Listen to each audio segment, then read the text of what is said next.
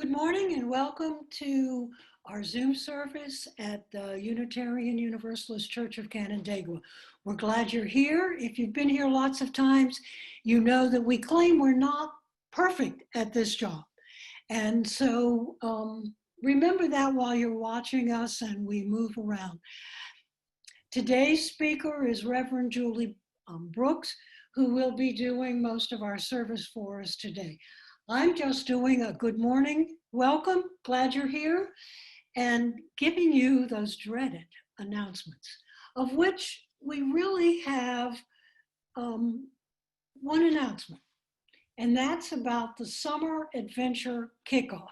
And if you were to look in the chat room, you would see the information, but I'm going to share it in case we have some people coming in on phone. We are compiling, Eileen is compiling a summer adventure packets for spiritual care throughout the summer. These packets will offer screen-free, not Zoom, summer activities for all ages. And that means from our youngest to, well, people like me, well over 70. And you'll be making your own chalice, doing some nature journaling, maybe chalk art activities, and art's going to be one of the things that's happening this summer in our summer services. So maybe you can practice with chalk, and there'll be much more in it. The worship service on July 5th will kick off the summer adventure, and it's actually going to take place at the church building. You're saying, no, we are not going in the building. Worshipers will drive into the parking lot and be helped to park 6 feet apart because they'll be directed by volunteers who will be masked. And you'll roll down your windows to hear an amplified music service by Bill. We all love Bill's music anyway. Packets will be distributed then to your car trunks by the mass volunteers during the worship service. So you won't have to interact with them or get within less than 6 feet of them. And the service will also be available on the YouTube channel. And we're hoping with some new technology helps for us, maybe we can actually put it up on Zoom. So those of you who can't attend will be able to attend on Zoom. Summer adventure packets are free for all members of the church and all friends, but they must be requested ahead of time so we know how many to make. And you can sign up for your participation. And oh dear, it's in the chat room, but it's long. But it's on googledocs.com. But I can tell you that if you have an email from Eileen, you can just respond to her email through whatever email service you use. And if somebody's listening on a phone and they don't do email, you can call a board member and ask them to call one of your worship committee people to be sure you're signed up for a packet.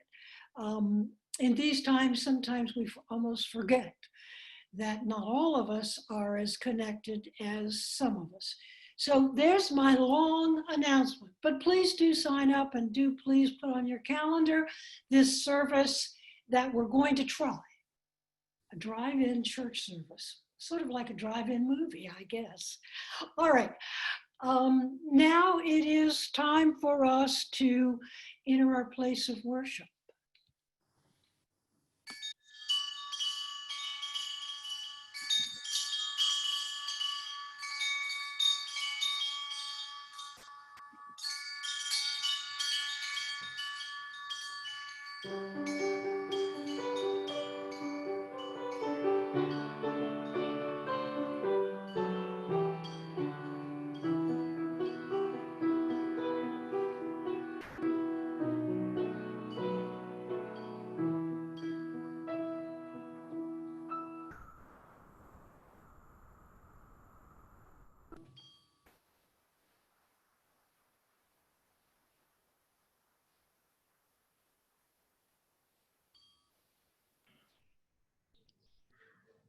Good morning, beloved friends.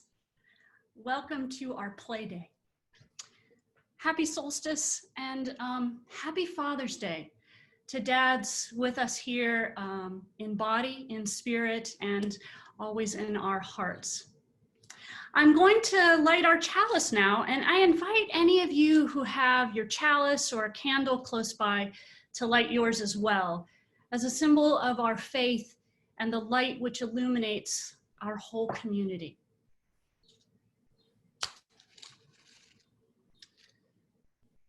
And if you also join me in, well, there it is. Join me in reciting our chalice lighting words. We gather this hour as people of faith with joys and sorrows, gifts and needs. We light this beacon of hope, sign of our quest for truth and meaning in celebration of the life we share together. I'm going to put my fan back on because it's hot. So in light of Father's Day, I thought I'd share a story about my dad for opening words. When I was young, my dad periodically took me flying in his single-engine airplane.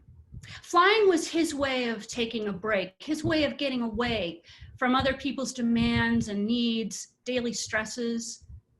We'd fly for hours over the wheat and cornfields of central Pennsylvania, up over the Allegheny Mountains and up into Western New York, where Dad would bank left just enough for me to see the Genesee River coursing through the gorge in Letchworth State Park. Now, my dad was a quiet guy in the plane, which was reassuring to me when we were flying. His silence as he sat next to me, scanning the sky, checking out the instrument panel in front of us, was evidence that he was paying close attention and confirmation that he was intensely focused on something he absolutely loved. Now, for the most part, then, our travels together through the air were unobtrusive and uneventful, smooth, sunny, and serene. Then, one day, as we were heading back home, out of nowhere, it seemed, gray clouds started rapidly rolling toward us. The sun suddenly darkened as slivers of lightning sliced through the sky ahead of us like scalpels incising the land below. As our tiny four-seater began to rattle and shake, Dad asked with the composure of a saint, "Got your seatbelt on?"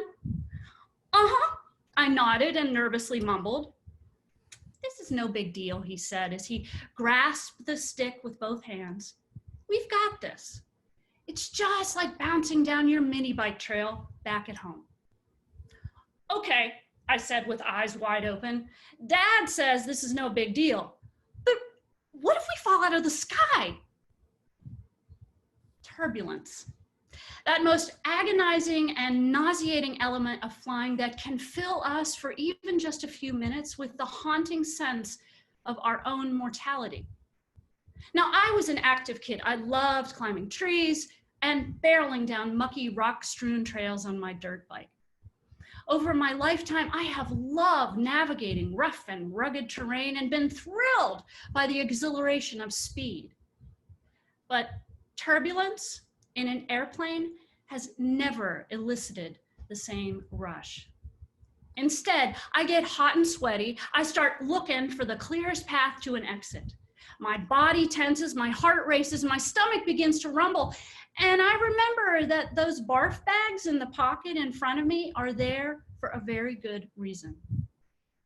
Now, of course, eventually the turbulence subsides. Sometimes it's just a matter of being patient, taking a deep breath, acknowledging and sitting with our fear while the pilot determines her best course of action.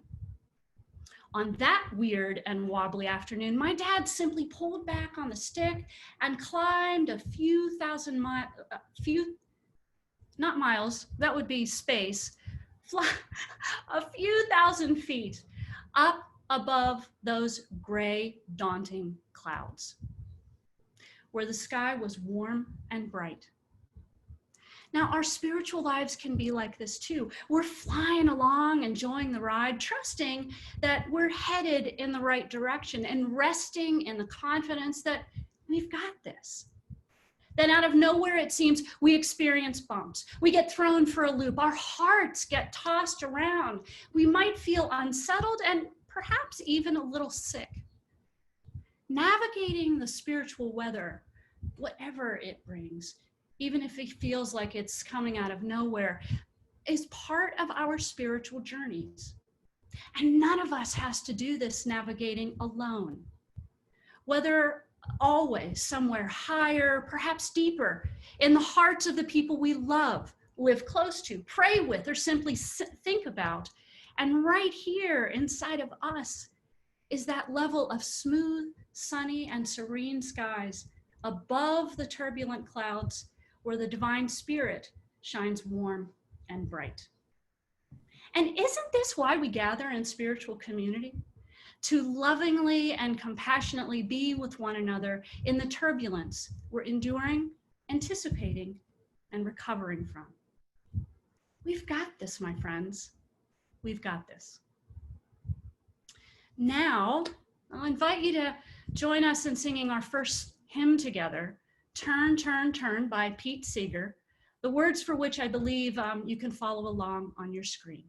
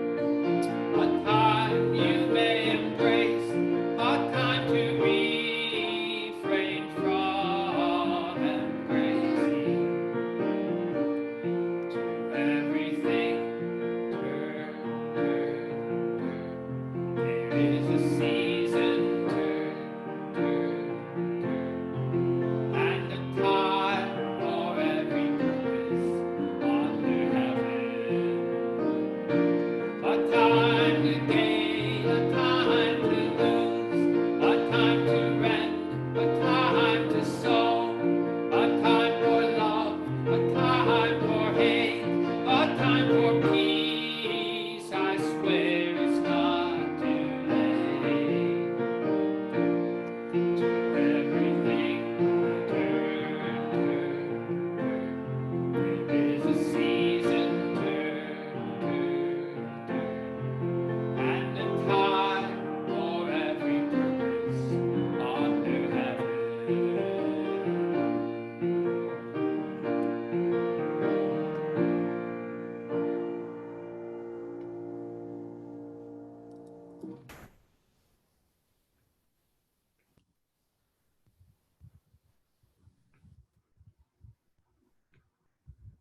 Sorry, I'll be right there. You'll have to do the stop share from your end.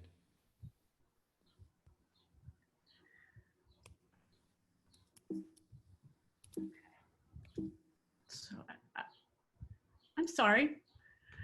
I'm just trying to lower my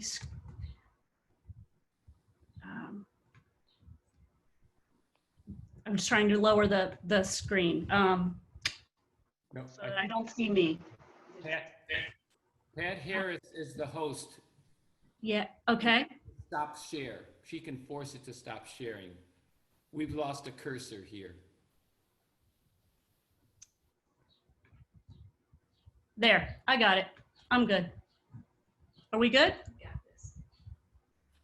Can you hear me? There we are. Now you're ready. Thank you. Great, we've got this. That's right. Now is the time that we share our joys and sorrows, for it is in community that we witness and hold one another's celebrations and pains. So please share your sorrows and joys in the chat box if you're on Zoom, and in the comment section if you're watching through YouTube.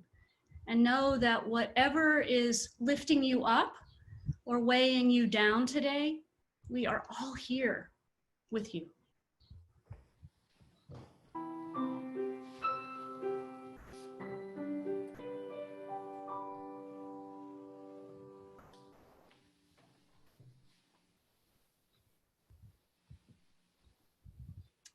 In the spirit of generosity, this is the time in the service where we joyfully accept any monetary offering you'd like to offer today.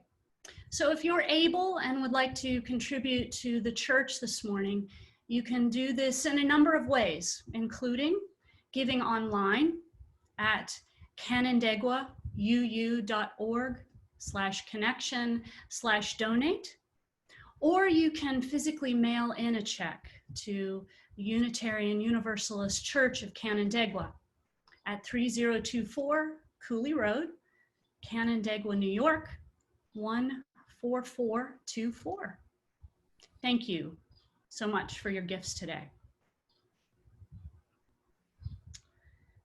Now I'd like to invite us all to enter into meditation and prayer.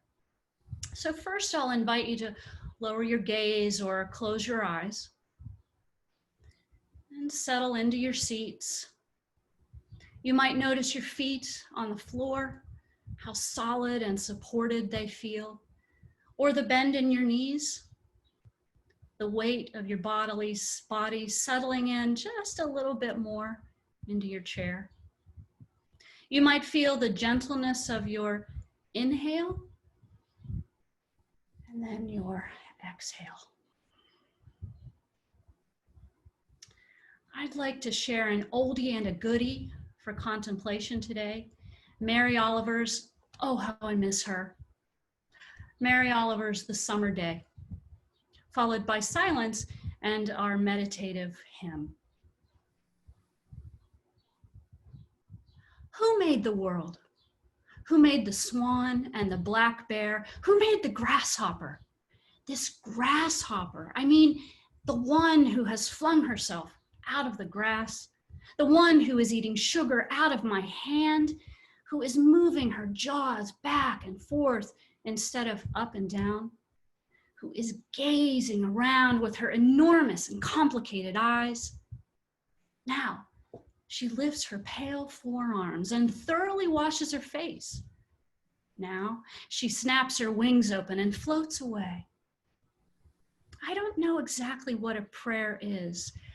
I do know how to pay attention, how to fall down into the grass, how to kneel down in the grass, how to be idle and blessed, how to stroll through the fields, which is what I have been doing all day. Tell me, what else should I have done? Doesn't everything die at last and too soon? Tell me, what is it you plan to do with your one wild and precious life?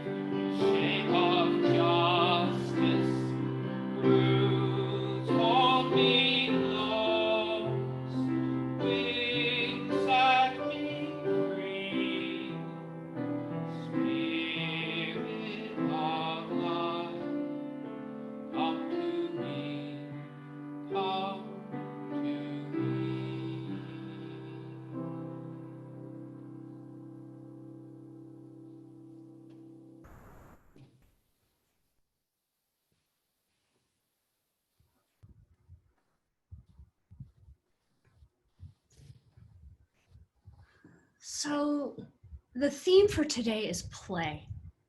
And heads up, I changed the title from A Time to Play to Blessed Be the Silly. Let me begin with a story.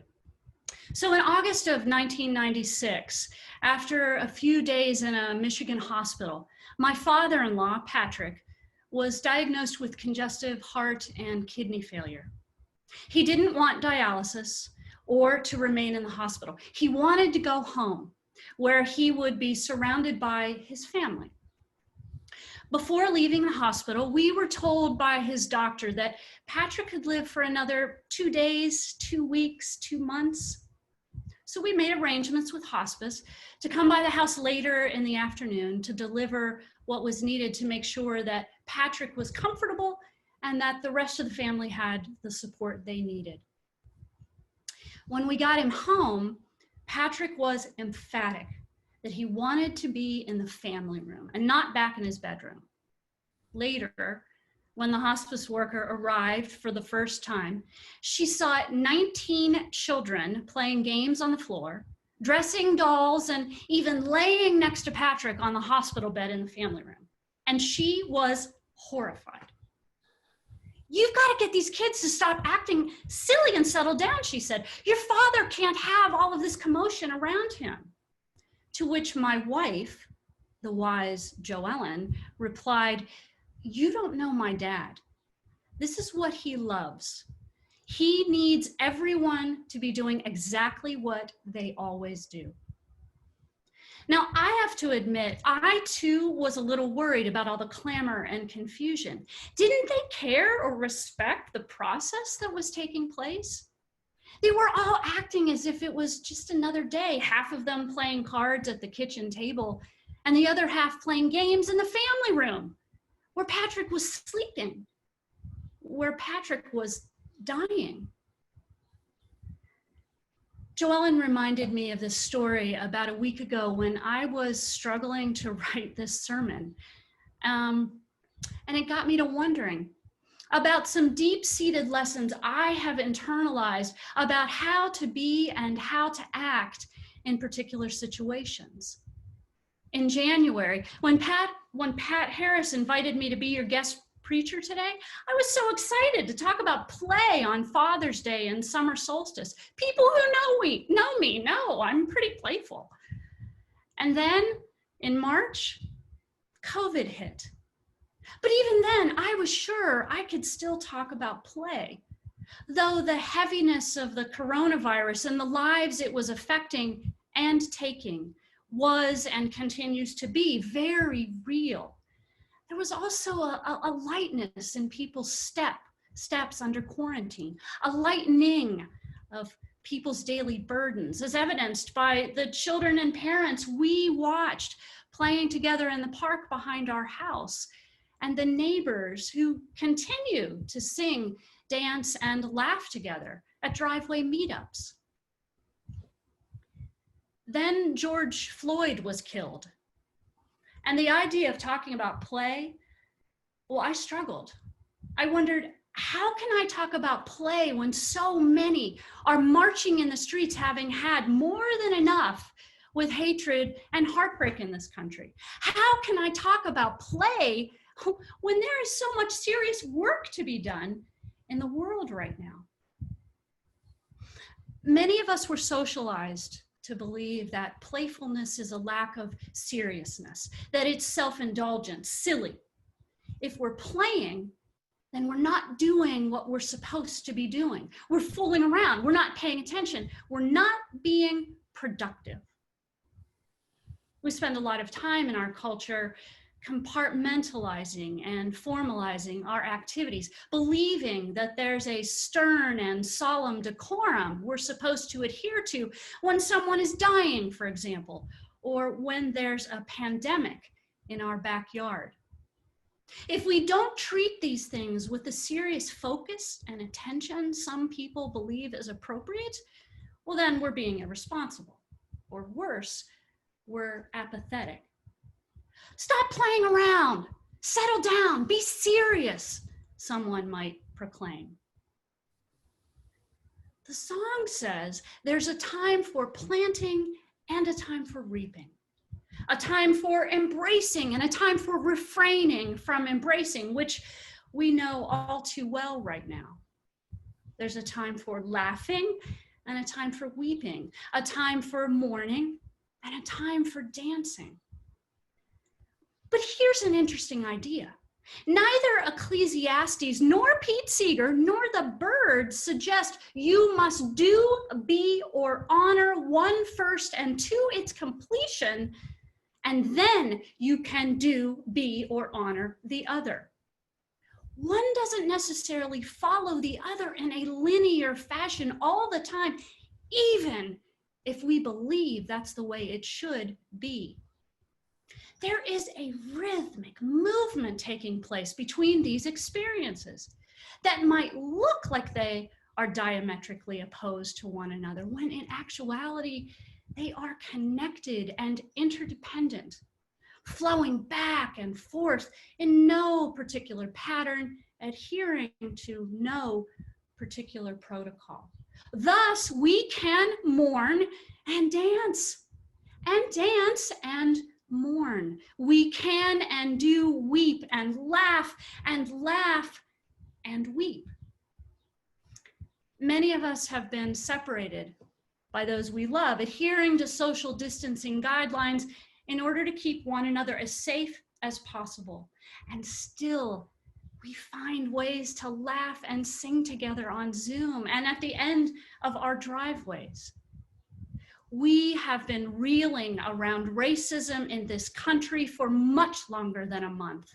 And still, as Kim Tabari, a co-founder of a social justice group for children in the Long Beach chapter of Black Lives Matter, says, I will not allow racism to rob my child of his joy, of laughter, or any opportunity to be silly. The Taoists believe that living in accordance with and honoring Tao, the ultimate source that animates the cosmos, is a form of play. The Taoists fully engaging whatever flows toward us, practicing virtue and discernment, acting with integrity, and responding to the world with wisdom springing from the well of our authentic and spontaneous selves, is to wade into the meandering and playful path of the way. All of the wisdom traditions that I know of, and I will certainly concede that I don't know them all particularly well, or I know a lot of them pretty well. But anyway, the ones that I am familiar with, they all espouse the spiritual practice of joy. Coyote, Nasruddin, Brother Juniper, the renowned jester of the Lord and one of St. Francis of Assisi's earliest followers. Zen masters, Christian and Hasidic storytellers. My goodness, His Holiness, the Dalai Lama and Archbishop Desmond Tutu wrote a whole book about the imperative of joy in even the darkest and most dire circumstances. And we really need look no further than your own Unitarian minister, Ralph Waldo Emerson, who said, it is a happy talent to know how to play. Now, of course, loss and grief, pandemics, whether born of a virus, environmental exploitation, racial repression, or social subjugation, are serious concerns that require serious, focused attention. And we human beings are not meant to dwell exclusively in the darkness, stuck in the somber, for it is through play, through humor, perhaps even ridiculousness, that we let the light in, the flow or frolic in a rhythmic movement between solemnity and silliness.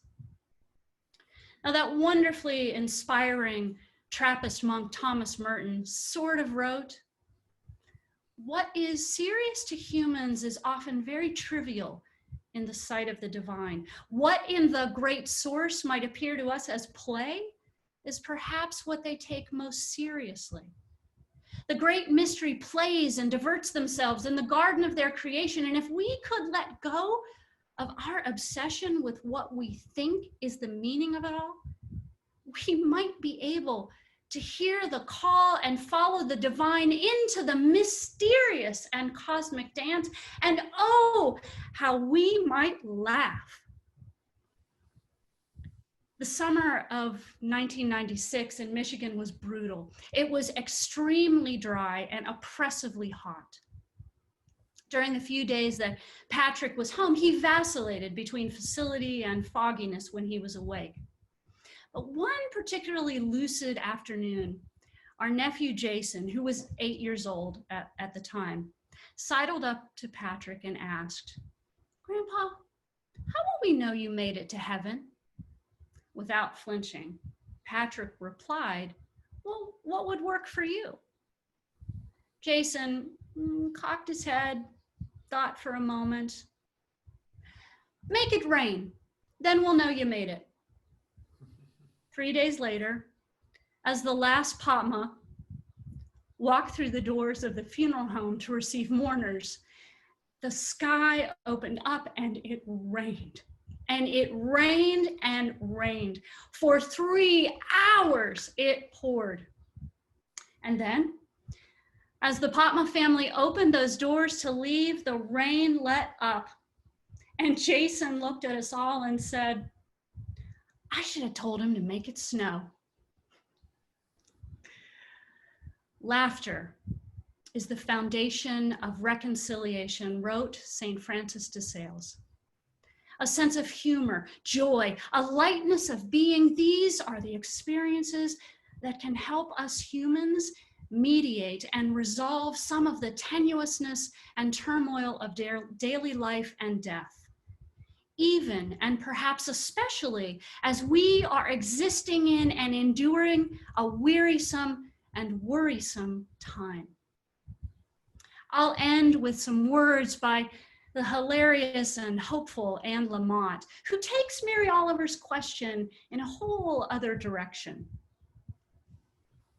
"Oh my God, what if you wake up someday and you're 65 or 75 or 85 or more, and you never got your memoir or novel written?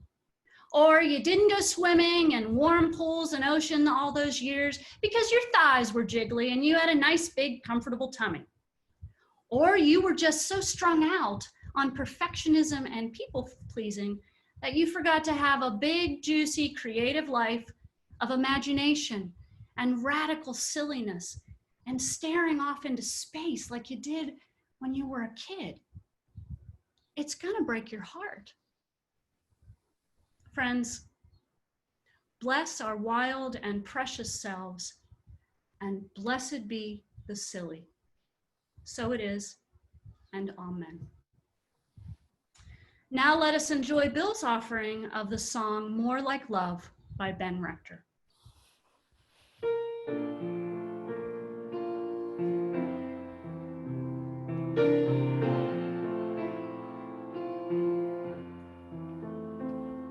I used to think I wanted to be famous. I'd be recognized out in a crowd. But the funny thing is, anytime I've gotten what I want, it lets me down. But now I just want to look more like love. I just want to look like love. This whole world is spinning crazy and I can't quite keep up. It's the one thing around here we don't have quite enough of. So I just want to look a little more like love.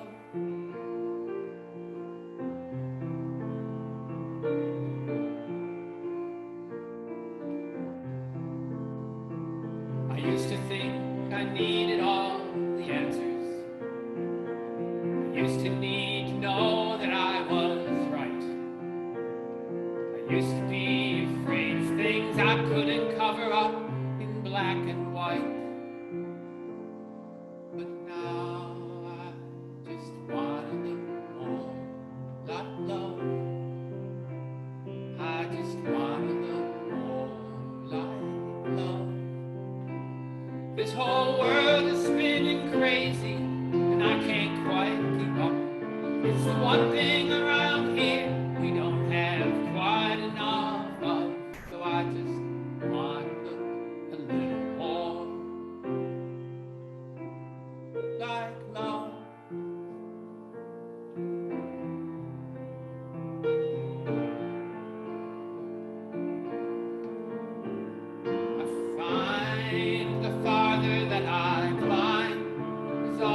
another line of mountain tops.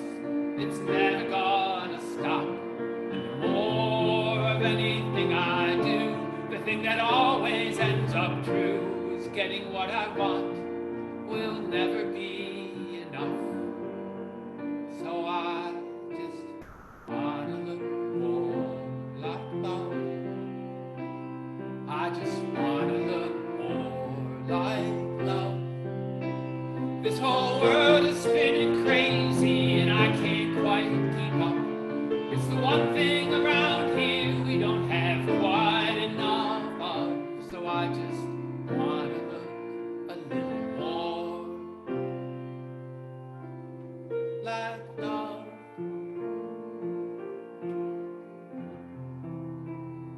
Like love.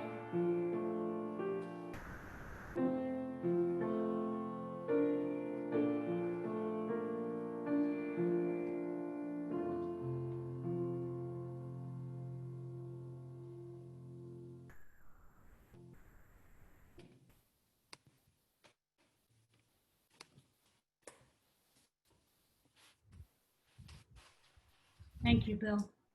Beautiful.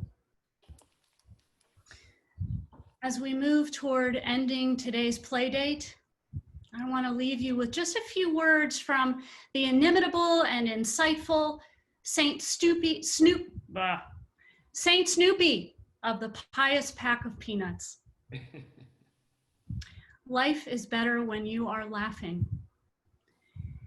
In the midst of our deeply important, deeply serious work in this wild and wobbly world, may we all strive to be a little more like love.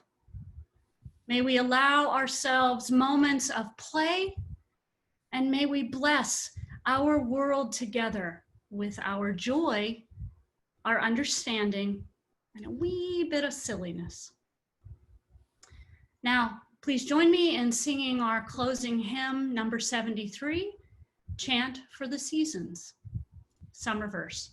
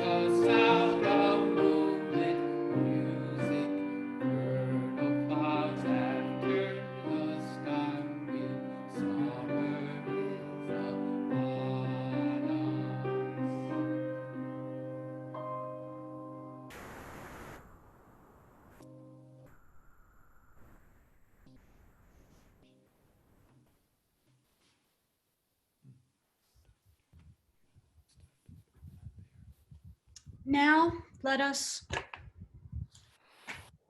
extinguish our chalice together and candles. Before we extinguish our chalice, we need to go back to Bill and turn the star wheel. So Bill, we're going to go back to you and see if we can look at the star wheel.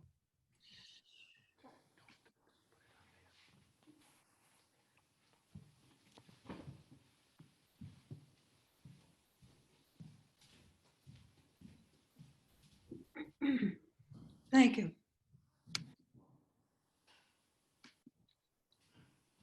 Thank you, Pat. We're all in this together. Now let us extinguish our chalice and candles together And if you'll join me in saying our closing words. We extinguish this flame, but not the light of truth, the warmth of community or the fire of commitment. These we carry in our hearts and until we are together again. Thank you, everyone, for being here today.